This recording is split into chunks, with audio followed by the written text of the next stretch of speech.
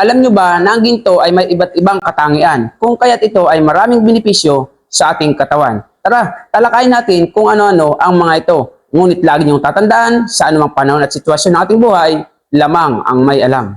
Lamang ang may alam.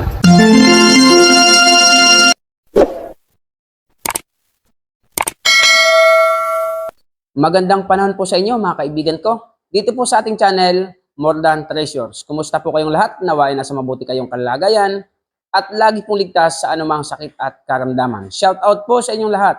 Maraming pong salamat sa inyong walang sawang pagsuporta. Sa video po natin ito ay ating pag-aaralan kung ano-ano po ba ang mga benepisyo ng alahas na ginto sa katawan ng isang tao. Lagi niyo pong pakatatandaan mga ka-More Than Treasures na ang alahas na ginto, hindi lamang ito palamuti sa katawan ng isang tao. Ito po ay napakaraming taglay na benepisyo para sa kalusugan ng ating katawan. Ang ginto po ay mayroong skincare and anti-aging.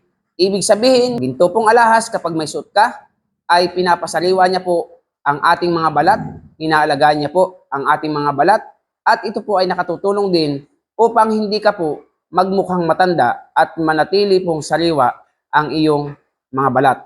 So, anti-aging. Kaya pag napapansin niyo po minsan, kapag ikaw ay may nakikitang mga donya, mga mayayaman, na kahit may edad na at puno po ng alahas na ginto, kahit po sila ay may edad na, para pong bata pa din ang kanilang balat, sapagkat ito nga po ay merong skincare at anti-aging. Meron po itong antibacterial. So, nilalabanan po ng gintong alahas ang mga bakterya na pumapasok sa ating katawan.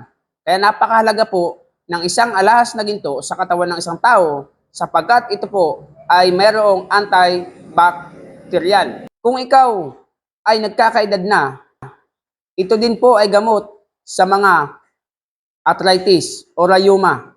So ito po ay mayroong medicine for arthritis or rheuma. Kaya po sa mga medyo nakakaramdam na ng mga sakit sa kasukasuan, kayo po ay magsuot ng mga alahas na ginto sapagkat ito po ay nakagagamot sa mga rayuma. Ang gintong alahas po ay nagbibigay ng balanse sa ating emotional na pag-isip. So, ibig sabihin, kapag ikaw po ay mayroong alahas na gintong suot sa katawan, nagiging balanse po ang iyong emotional. Hindi ka po masyadong emosyonal. Hindi ka masyadong masasakitin, maramdamin, sapagkat ang gold pong alahas ay nagbabalanse sa emosyon ng isang tao. Katulad na lamang po kapag hindi ka pinautang ng iyong kaibigan, kumare, dahil may babayaran ka po sa Bombay, hindi ka po kaagad-agad sumasama ang loob at nagtatampo. Bakit? Kasi may ginto kang isasangla, kaya hindi ka magtatampo. So kapag hindi ka pinautang, hindi ka sasama ang loob. Bakit? May kwintas ka kasi, nadadalhin sa pawn shop. Kaya merong solusyon ang iyong problema. So, anti-emotional. Ano po? Ang ginto ay nagbabalanse ng ating emosyon. Kasunod, regulating body temperature. Ibig sabihin, pinapanatili po ng isang alahas na ginto ang iyong body temperature, ang temperatura ng iyong katawan. So yung mga daloy ng iyong dugo ay pinapanatili po niyang maganda, ang sirkulasyon ng iyong dugo, pinapanatili pong maganda, ang temperatura ng iyong katawan, kahit sobrang init ng panahon, nananatiling maayos at balanse ang temperatura ng iyong katawan, kahit sobrang lamig ng panahon, pinananatili pong kalmado ang temperatura ng iyong katawan kung ikaw ay may mga suot na alahas na ginto. At pinagaganda niya din po, ini-improve niya po ang sirkulasyon ng ating mga dugo. So, ibig sabihin, kapag ikaw ay may suot na alahas sa iyong katawan, dumadaloy po ng maayos ang iyong dugo sa iyong mga ugat sa katawan. Ito rin po ay nagpapalakas ng ating enerhiya, enhancing energy of our body.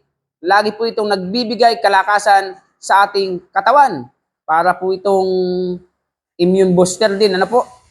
So, enhancing energy para po sa ating katawan na kahit tayo ay pagod sa maghapon sa opisina o anumang trabaho, pag may suot ka na yung alahas na ginto, ay nananatili po at binabalik nito ang lakas na nawala sa iyong katawan. Palagi niyo pong pakatatandaan na ang alahas hindi lamang palamuti sa ating katawan, ito po ay napakaraming benepisyo, hindi lamang sa ating katawan, gayon din po sa ating emotional at spiritual na human being.